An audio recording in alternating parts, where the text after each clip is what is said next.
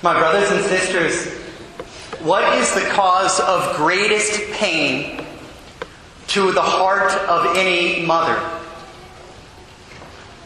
When does a mother suffer most grievously? A mother suffers most when she sees a child of hers suffering. There is no greater pain. What woman in the world, what mom would not readily give her life, if she had to, in place of one of her children? Or even just if one of her kids is suffering, she wants to take that pain upon herself in order to alleviate her son or her daughter. And it's most painful when someone inflicts pain on their child or harms them in some way. About a year ago, I shared a story about my grandmother, my dad's mom. My grandparents have 10 kids. Their 7th child was a little girl whom they named Teresa, because they had converted to Catholicism through the writings of St. Therese of Lisieux.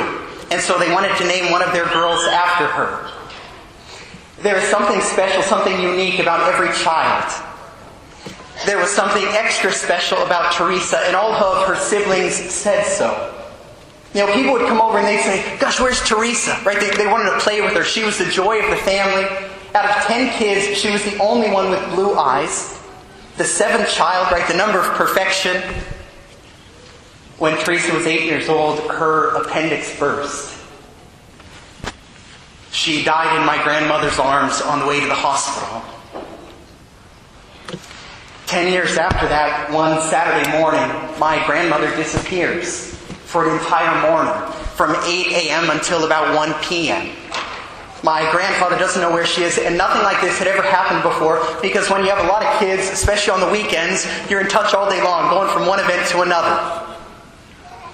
She comes back at 1 o'clock, she doesn't say a single word, and he has the sense that he's not supposed to ask her. A few days later, a good family friend saw my grandfather out in public somewhere, walks up and says, Dave, hey, where were you last weekend? Right, I saw Sally at Loretto's graduation, why weren't you there? He said, well, we didn't have a daughter graduate this year. Yeah, we had one last year, and we'll have one next year.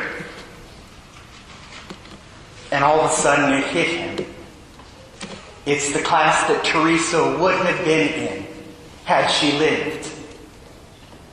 My grandmother's still grieving the loss of her child 10 years later. I met with a married couple not too long ago. They weren't Christians. Actually, I'd never seen them before. I have not seen them since. Someone had referred them. They were going through a trial in their marriage. And I met with them individually, even though they had come together. And when I sat down with the woman, she said the problem began. They had a little girl who died 4 days after delivery.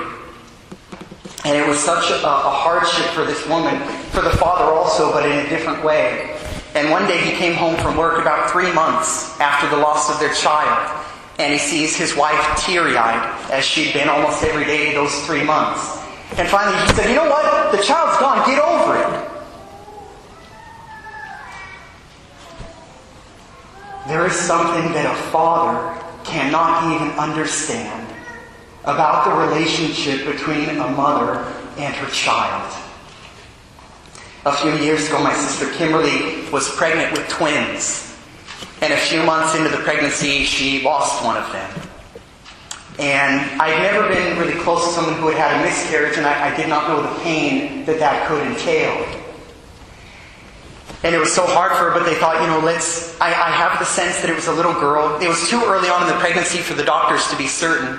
But she said, I think it was a girl. She talked to her husband. She said, let's name her, so that this relationship will continue. We'll see her one day in heaven. And after praying about it, they decided to name her Anastasia. Anastasia in Greek means resurrection. Praying that their daughter would be in heaven, that she would pray that they would join her there one day. About 3 weeks later, they ran into a friend of theirs, and they were sharing the story, the loss of their child. And they told the child's name, Anastasia. And this friend said, oh my gosh, Anastasia, Saint Anastasia used to be on the calendar, the Roman calendar. We would celebrate her each year. But I think that was before the Second Vatican Council. You might want to find out when that was so that you could remember her each year. They went and looked. The feast of St. Anastasia was the day they lost little Anastasia. And I remember it struck me so profoundly that she would have this sense of the sex of her child. And even to some degree a sense of her child's identity. Right? God had given that child a name from all eternity. They prayed about it and knew what it was. A relationship between a mother and a child begins in conception. From the earliest days of that child's life, that bond is formed. And my brothers and sisters, this is why there is perhaps no greater lie in our culture, no more deceptive, destructible, truth lie than for someone to say that to be pro-abortion is to be pro-woman. There is nothing more anti-woman than abortion. Because what happens in an abortion? It is not any outsider inflicting harm on a mother's child. It is the mom inflicting harm on her own child. Taking the life of her child. And the damage done by it is catastrophic. And why don't we ever hear of it? Because most women after that can never speak of it. It might be your best friend. It might be your sister. And you don't even know. Studies say the percentage of women who have had an abortion is probably 1 in 4, maybe 1 in 3. And that's just not outside the confines of the Catholic Church, it's also within. I see this in confession sometimes. A woman often takes years before she can ever come to confession with that. And even when she comes to confession, some women, they can't even say what they've done. The priest has to say it because the pain is too great for them. And even after they've confessed, they'll bring it up again and again and again because they have the hardest time believing that God can forgive them for that. I've had the privilege a couple of times on going on Rachel's Vineyard retreats, which are post-abortion healing retreats, incredibly powerful. On these retreats, it's amazing, almost every woman says the same thing. Ever since my abortion, I've struggled with depression. I've had an eating disorder. I've had self-loathing. On and on and on. And they'll say things like, I've thought of my child every day for the last 30 years. You know, sometimes I just wonder, would he have had his dad's nose? Would she have had her mother's eyes? If I could just hold her just one time. My brothers and sisters, what is the masterpiece of God's creation? If you go back to the beginning, when God created the heavens and the earth, the plants, the animals, humanity, what was the height of His creation? It is the creation of woman. Sometimes people read the story of Genesis and they think, gosh, the woman came last, right? The sun, the moon, the stars, the man, the plants, the animals, and then the woman? As if she were an afterthought. It's not that she was God's last thought. It's that she was His first thought. She's not the end of creation. She is the culmination of creation. Because the mystery of woman most closely touches upon the mystery of God Himself. Because woman in creation is the source of life. And therefore she is the source of love. There is no more sacred place in the entire universe after the tabernacle than the womb of a woman. And therefore there is no place that Satan attacks more than the womb of a woman. Abortion, sterilization, artificial contraception, that is all from him. Because he hates life. And he wants to do anything he can that life is not brought forth into the world. Because he lives in eternal death. I one time had a lady, a parishioner here, and she shared this with me openly, publicly.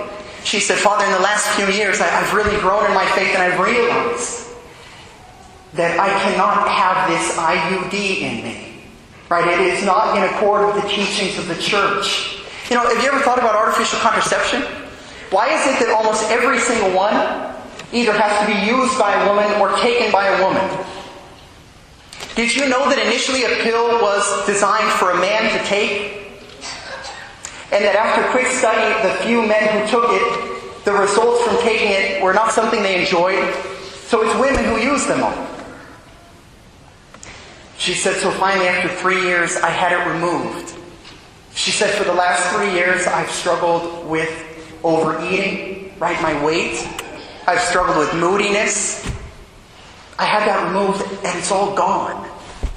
Why didn't anybody tell me the effects that artificial contraception would have? I close with this. St. Maximilian Kolbe, who had a great love for our Blessed Mother Mary, he said when God created the angels, he wanted to see immediately whether or not they would be faithful to him. And so he revealed to them that one day his Son would become incarnate, that one day his Son would take flesh. And therefore all of the angels understood that his Son would be born of a woman. And that therefore they would have to honor that woman as their queen. And a great number of the angels hailed this with great joy. And the other angels, led by Lucifer, said it was below their dignity to ever give honor to a woman. But they never forgot that woman, the vision of her. And an infernal hatred surged up in the fallen angels. And therefore when God created Eve, Lucifer attacked. Because he saw the reflection of that woman in her. Every woman bears the reflection of Our Lady. Every woman has the potential to give life. Every woman is part of God's masterpiece. And we're called to protect it. And in our country, we are failing miserably. I heard a bishop say a few months back, he said, you know why abortion is so rampant in our country? He said it's because Catholics are divided on the issue. If Catholics were all on the same page, it is not possible that it could be so widespread. He said, could you imagine if a candidate, as part of his platform, supported slavery? He said, absolutely no. And they say, gosh, I would never vote for him. I don't care what else he says. He's in support of slavery. That's crazy. He said, and yet abortion is so much worse. And so many Catholics have no problem supporting someone who supports abortion. And therefore, the evil continues in our society. My brothers and sisters, may we seek to bring an end to the greatest tragedy our country has ever experienced.